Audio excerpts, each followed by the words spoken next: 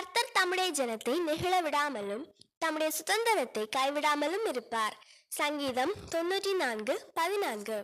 Hi friends, நம்முடைய தேவனாகிய கர்த்தர் சொல்கிறார், தம்முடைய ஜனத்தை தேவனுடைய ஜனத்தை நெகிழ விட மாட்டார், அவமானப்பட விட மாட்டார், தோற்றுவிட விட மாட்டார், தலை குனிந்திட நிராசைப்பட விட மாட்டார்.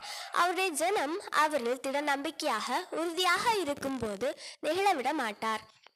எவ்வளவு உபத்திரவம், நெருக்கம், நோய், சிங்கக்கெபி, அக்கினி சூளை போன்ற சூழ்நிலைகள் வந்தாலும் அவருடைய ஜனம் நெகிழ்ந்து வளைந்து போக விடமாட்டார். திட நம்பிக்கை உறுதியுடன் கண்மலையான அவரில் உறுதியுடன் இருப்பார்கள். அவர் சிலுவையில் தன் ரத்தம் சிந்தி ஜீவனை கொடுத்து மீட்டெடுத்த அவருடைய சுதந்திரமான நம்மை அவர் கைவிட மாட்டார். அவர் நமக்காக ரத்தம் சிந்தி நம்மை அவருடைய சுதந்திரவாளியாக்கி விட்டார். நாம் அவரில் சுதந்திரவாளி. இப்படி அவருடைய மகா கிருபை நிமித்தம் சிலாக்கியம் பெற்ற நம்மை அவர் எப்படி கைவிடுவார்? நமக்காக அவர் ஜீவனை கொடுத்தார்.